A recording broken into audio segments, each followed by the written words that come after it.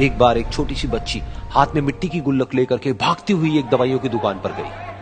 वो काफी देर तक वहां पर खड़ी रही, लेकिन दुकानदार का ध्यान उसकी तरफ नहीं गया क्योंकि और भी बहुत सारे लोग खड़े हुए थे। उसने दुकानदार को कई बार बुलाया, लेकिन वहां पर भीड़ इतनी थी कि दुकानदार का ध्यान उसकी तरफ गया ही नहीं। और फिर उस बच्ची को थोड़ा सा गुस्सा आया तो उसने अपनी मिट्टी की गुल्लक लेकर के वहीं काउंटर पर जोर से रख दी, जिसके बाद में जो दुकानदार था और जितने भी लोग खड़े थे वो सब उस बच्ची की तरफ देखने लग गए। और फिर उस दुकानदार ने उस बच्ची से पूछा, बेटे आपको क्या चाहिए? तो वो बड़े ही भोलेपन से बोली कि मुझे एक चमत्कार चाहिए। ये सुनकर के दुकानदार को कुछ समझ नहीं आया, ना ही वहां पर जो लोग थे उनको कुछ समझ में आया, और सब उसकी तरफ देखने लग गए। फिर दुकानदार ने बोला, बेटे चमत्कार तो यहां पर नहीं मिलता है। तो बच्ची को लगा कि वो उससे झूठ बोल रहा है, तो बच्ची ने कहा कि मेरी गुल्लक में बहुत पैसे हैं, आप बताओ आपको कितने पैसे चाहिए, लेकिन मैं आज यहां से चमत्कार लेकर के ही जाऊंगी। तो वहीं काउंटर पे एक और आदमी खड़ा था, उसने उस बच्ची से पूछा कि बेटे क्यों चाहिए तुमको चमत्कार?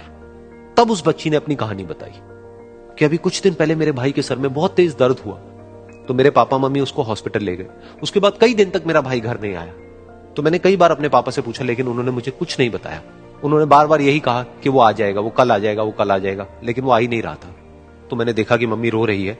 अब पापा मम्मी को कह रहे थे कि उसकी दवाइयों के लिए और उसके इलाज के लिए जितने पैसे चाहिए उतने मेरे पास में नहीं है, अब उसको कोई चमत्कार ही बचा सकता है। तब मुझे लगा कि अगर मेरे पापा के पास में इतने पैसे नहीं भी हैं तो क्या हुआ, मेरे पास में तो है। तो मैंने जितने भी पैसे जोड़ रखे हैं वो सारे लेकर के मैं इस दवाई की दुकान पर आई। फिर उस आदमी ने उस बच्ची से पूछा, कितने पैसे हैं तुम्हारे पास में? ये सुनते ही उस बच्ची ने अपनी गुल्लक उठाई, जमीन पर फेंकी और तोड़ दी और पैसे गिनने लग गई। बाकी सब लोग खड़े होकर के उसको देख रहे थे। थोड़ी देर बाद उसने सारे पैसे अपने हाथ में इकट्ठे किए और बोली, मेरे पास में पूरे 19 रुपए हैं। वो जो आदमी वहां पर खड़ा था वो थोड़ा सा मुस्कुराया और बोला कि अरे तुम्हारे पास में तो पूरे पैसे हैं, इतने का ही तो आता है चमत्कार। ये सुनकर के वो बच्ची बहुत खुश हो गई और बोली कि चलो मैं आपको अपने पापा से मिलवाती हूं। बाद में पता लगा कि वो आदमी कोई आम आदमी नहीं था, बल्कि एक बहुत बड़ा न्यूरोसर्जन था, और उसने सिर्फ 19 रुपए में उसके भाई की सर्जरी करी और कुछ ही दिन बाद वो ठीक होकर के घर वापस आ गया। फिर कुछ दिन बाद वो बच्ची, उसका भाई, उसके पापा, उसकी मम्मी चारों एक साथ बैठे हुए थे और बात कर रहे थे। तो उसकी मम्मी ने उसके पापा से पूछा कि अब तो बता दो ये चमत्कार आपने किया कैसे? तो उन्होंने अपनी बेटी की तरफ देखा और बोले, ये चमत्कार मैंने नहीं, इसने किया है।